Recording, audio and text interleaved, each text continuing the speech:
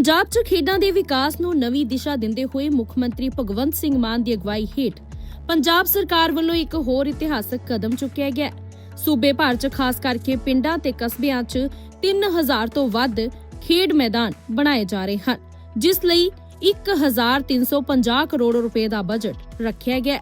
ਕਰੋੜਾਂ ਰੁਪਏ ਦੀ ਲਾਗਤ ਨਾਲ ਤਿਆਰ ਹੋਣ ਵਾਲੇ ਇਹ ਮੈਦਾਨ ਨੌਜਵਾਨਾਂ ਨੂੰ ਖੇਡਾਂ ਨਾਲ ਜੋੜਨ ਦੇ ਨਾਲ-ਨਾਲ ਉਹਨਾਂ ਨੂੰ ਨਸ਼ਿਆਂ ਤੋਂ ਦੂਰ ਰੱਖਣ 'ਚ ਅਹਿਮ ਭੂਮਿਕਾ ਨਿਭਾਉਣਗੇ। ਇਹ ਖੇਡ ਮੈਦਾਨ ਨਾ ਸਿਰਫ ਪਿੰਡ ਪੱਧਰ ਤੇ ਨਵੀਂ ਖਿਡਾਰੀਆਂ ਦੀ ਪੀੜ੍ਹੀ ਤਿਆਰ ਕਰਨਗੇ, ਸਗੋਂ ਨੌਜਵਾਨਾਂ ਨੂੰ ਤੰਦਰੁਸਤ ਜੀਵਨ ਸ਼ੈਲੀ ਅਪਣਾਉਣ ਲਈ ਪ੍ਰੇਰਿਤ ਕਰਨਗੇ। ਲਾਪਰਵਾਹੀਆਂ ਬੇਪਰਵਾਹੀਆਂ 'ਚ ਪੈ ਗਿਆ, ਕੋਈ ਨਸ਼ਿਆਂ 'ਚ ਪੈ ਗਿਆ, ਇੱਕੋ ਹੀ ਚੀਜ਼ ਹੈ ਖੇਡਾਂ, ਸਪੋਰਟਸ, ਜਿਹੜਾ ਸਾਰਾ ਧਿਆਨ ਕੇਂਦਰਿਤ ਕਰਕੇ ਪਲੇਅਰ ਦਾ ਉਹ ਗੇਮ ਤੇ ਲੈ ਆਉਂਦੀ ਹੈ ਤੇ ਉਹ ਸਾਰੀਆਂ ਇੱਧਰ ਉੱਧਰ ਵਾਲੀਆਂ ਜਿਹੜੀਆਂ ਲਾਮਤਾਂ ਨੇ ਉਹਨਾਂ ਤੋਂ ਬਚ ਜਾਂਦਾ ਹੈ ਤੇ ਦੇਸ਼ ਦਾ ਨਾਮ ਵੀ ਰੌਸ਼ਨ ਕਰਦਾ ਹੈ। 3000 ਤੋਂ ਜ਼ਿਆਦਾ ਮਾਡਰਨ ਖੇਡ ਦੇ ਮੈਦਾਨ ਜਿਹੜੇ ਨੇ ਉਹ ਪੰਜਾਬ 'ਚ ਬਣਾਏ ਜਾਣਗੇ। ਸ਼ਾਨਦਾਰ ਵਾਲੀਬਾਲ ਦੇ ਗਰਾਊਂਡ, ਫੁੱਟਬਾਲ ਦੇ ਗਰਾਊਂਡ, ਹਾਕੀ ਦੇ ਗਰਾਊਂਡ, ਸਮਤਲ ਕੀਤਾ ਹੋਇਆ ਟਰੈਕ, 3000 ਗਰਾਊਂਡ ਨੇ, ਉਹਨਾਂ ਦੇ ਵਿੱਚ ਸਹੂਲਤਾਂ ਦੇਵਾਂਗੇ।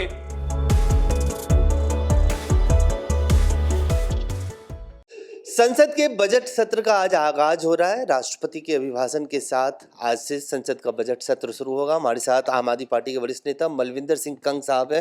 कंग साहब, जल्दी कि आपको भी पहुंचना है, पार्लियामेंट, राष्ट्रपति का अभिभाषण होना है, बजट सत्र शुरू हो रहा है, क्या उम्मीद है पंजाब को और बाकी आपको क्या उम्मीद है? देखिए, उम्मीद तो पंजाब को बहुत है और हमेशा से रही है, और उसका बुनियादी कारण है कि पंजाब एक अहम हिस्सा है इस मुल्क का और बॉर्डर स्टेट है। लेकिन अनफॉर्चुनेटली पिछले 10 साल से तो बिल्कुल इग्नोर हो रहा है पंजाब। इवन जो हमारे बॉर्डर के किसान हैं, इवन अब तो वहाँ फ्लड आए, इसके बावजूद भी कोई मदद नहीं मिली, अदरवाइज उनको वैसे भी मदद की ज़रूरत है। पंजाब का रूरल डेवलपमेंट फंड तकरीबन 4 साल हो गए, 10,000 करोड़ के करीब, वो दिया नहीं जा रहा क्योंकि पूरी रूरल इकॉनमी है हमारी, रूरल इंफ्रास्ट्रक्चर उससे बनता है।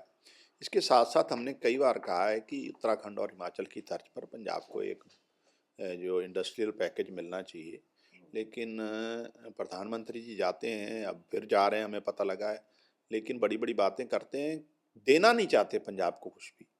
पंजाब के लोगों का इवन मनरेगा जो सबसे गरीब आदमी को काम देती है उसको भी ख़त्म कर दिया। तो मैं उम्मीद करूंगा कि इस बार बजट में पंजाब को जो है उसका बनता हक दिया जाए और केंद्र सरकार पंजाब के लोगों से न्याय करे, ऐसी उम्मीद हम जरूर करेंगे। लेकिन कंग साहब, बीजेपी तो लगातार कहती है कि जब से मोदी जी प्रधानमंत्री बने तब से पंजाब के लिए सबसे ज़्यादा वो सोचते हैं, सिख धर्म के लिए सबसे ज़्यादा सोचते हैं। आपके रिलीजियस कॉरिडोर्स बनाए गए, हाईवे बन रहे हैं, नए वंदे भारत आ रहे हैं, तो आप लोग क्यों कहते हो कि सौतेला व्यवहार केंद्र सरकार? सोचते हैं, मैं उनसे सहमत हूँ, वो सोचते हैं, लेकिन देते तो कुछ नहीं है। कौन सा रिलीजियस कॉरिडोर बनाया भाई? हाईवे तो सारे देश में बन रहे हैं, क्योंकि अब आने वाले समय में इंटरनेशनल बॉर्डर भी खुलेंगे, कि पूरे देश की डिमांड है, और प्रधानमंत्री जी के निजी दोस्त भी बड़े बड़े कारोबार पंजाब के बॉर्डर एरिया पे करना चाहते हैं। तो वो हाईवे तो बन रहे हैं, तो वो कोई नई चीज़ नहीं है। जहाँ तक सिख रिलीजियस का मामला है, तो डेफिनेटली आस्था उनकी हो सकती है, कोई बड़ी बात नहीं है, होना भी चाहिए। सब हमारा देश सभी धर्मों का सत्कार करता है और प्रधानमंत्री सबके साझे होते हैं, लेकिन इसका मतलब पंजाब को आप सिख धर्म का हम सत्कार करते हैं, इससे पंजाब के मसले हल हो जाएंगे? ऐसे कैसे हल हो सकते? बुनियादी जो मसला है वो है जो आर्थिक तौर पर किसी सूबे को मजबूत बनाना। और हम तो ये भी नहीं कहते कि हमको आउट ऑफ द वे मदद करो, हमारा तो जो बनता हक है वो दे दिया जाए बस। मनरेगा और एसआईआर 2 बड़े मुद्दे हैं। आम आदमी पार्टी भी इस मुद्दे को रेज करेगी। मनरेगा में जो रिफॉर्म हुआ है, या नाम जो बदला गया, जी राम जी बिल अब उसका नाम है, उसको लेकर आपकी पार्टी का स्टैंड? नहीं, देखिए, हमारी पार्टी ने पहले दिन से इसका विरोध किया। बेसिकली उसका नाम नहीं बदला गया अकेला, उसका पूरा कंसेप्ट ही बदल दिया है। बेसिकली मनरेगा गरीब आदमी को, अनस्किल्ड आदमी को रोजी रोटी का साधन बनती थी, लेकिन जिस तरीके से उसकी रोजी रोटी को ख़त्म करने का प्रयास इस बिल की, इस कानून बन गया, अब तो कानून के माध्यम से किया, तो डेफिनेटली पूरे देश में इसका विरोध हो रहा है। हम लोग तो कर ही रहे हैं, लोग कर रहे हैं, मजदूर कर रहे हैं, किसान कर रहे हैं, और आने वाले समय में हमें लगता है इस कानून को इनको वापस लेना पड़ेगा। ये गरीब की रोजी रोटी का मसला है। गरीब की रोजी रोटी को छीनने का सबसे बड़ा प्रयास मोदी जी की सरकार ने किया है। एक यूजीसी बिल पे भी चलते चलते बता दीजिए, यूजीसी के जो नियमों में बदलाव किया गया है, ओबीसी को इंक्लूड किया गया है, आम आदमी पार्टी का और पंजाब में कितना असर होगा इस बात का? मुझे लगता है अभी डेफिनेटली जो एजुकेशन इंस्टीट्यूशन को डायरेक्शन देने वाले अदारे हैं यूजीसी जैसे, जो पूरा हमारा देश का अब शिक्षा ढांचा जो है उसको एक दिशा देते हैं, वहाँ कम से कम मुझे लगता है भेदभाव नहीं होना चाहिए। वहाँ सभी को समान अवसर मिलने चाहिए और मेरिट पे ही काम होना चाहिए। महाराष्ट्र के उप मुख्यमंत्री अजीत पवार का प्लेन क्रैश हो गया। अभी भी खबर आई है, सुबह 8:45 पे मुंबई से बारामती जाते वक्त प्लेन क्रैश हुआ और दुखद है कि उनका निधन हो गया। बड़ा अनफॉर्चुनेट और बड़ी दुखद खबर है। मैं परमात्मा के चरणों में अरदास करूंगा कि अजीत पवार जी जो लंबा राजनीतिक उनका जीवन रहा है, उनको अपने चरणों में निवास दे और इस दुख की घड़ी में परिवार को जो है दुख सहन करने की शक्ति दे। ये क्योंकि उनकी एक जो सामाजिक और राजनीतिक ज़िंदगी रही है उसमें बहुत बड़े स्तर पर उन्होंने महाराष्ट्र के लोगों के लिए काम किया है, तो ये बहुत दुखद और अनफॉर्चुनेट बात हुई है। धन्यवाद। मलविंदर सिंह कंग साहब, आम आदमी पार्टी के वरिष्ठ नेता, सांसद, साफ तौर से कहते हुए बजट सत्र है और इस सत्र में पंजाब को उसका बनता हक मिलना चाहिए, इस बात की उम्मीद करते हैं। कैमरामैन फिरोज के साथ अजय झा, दैनिक सवेरा दिल्ली। संसद के बजट सत्र का आज आगाज हो रहा है। राष्ट्रपति के अभिभाषण के साथ आज से संसद का बजट सत्र शुरू होगा। हमारे साथ आम आदमी पार्टी के वरिष्ठ नेता मलविंदर सिंह कंग साहब हैं। कंग साहब, जल्दी चूंकि आपको भी पहुंचना है, पार्लियामेंट, राष्ट्रपति का अभिभाषण होना है, बजट सत्र शुरू हो रहा है, क्या उम्मीद है पंजाब को और बाकी आपको क्या उम्मीद? देखिए, उम्मीद तो पंजाब को बहुत है और हमेशा से रही है, और उसका बुनियादी कारण है कि पंजाब एक अहम हिस्सा है इस मुल्क का और बॉर्डर स्टेट है। लेकिन अनफॉर्चुनेटली पिछले 10 साल से तो बिल्कुल इग्नोर हो रहा है पंजाब। इवन जो हमारे बॉर्डर के किसान हैं, इवन अब तो वहाँ फ्लड आए, इसके बावजूद भी कोई मदद नहीं मिली। अदरवाइज उनको वैसे भी मदद की ज़रूरत है। पंजाब का रूरल डेवलपमेंट फंड तकरीबन 4 साल हो गए, 10,000 करोड़ के करीब, वो दिया नहीं जा रहा क्योंकि पूरी रूरल इकॉनमी है हमारी, रूरल इंफ्रास्ट्रक्चर उससे बनता है। इसके साथ साथ हमने कई बार कहा है कि उत्तराखंड और हिमाचल की तर्ज पर पंजाब को एक जो इंडस्ट्रियल पैकेज मिलना चाहिए। लेकिन प्रधानमंत्री जी जाते हैं, अब फिर जा रहे हैं, हमें पता लगा है, लेकिन बड़ी बड़ी बातें करते हैं, देना नहीं चाहते पंजाब को कुछ भी। पंजाब के लोगों का इवन मनरेगा जो सबसे गरीब आदमी को काम देती थी उसको भी ख़त्म कर दिया।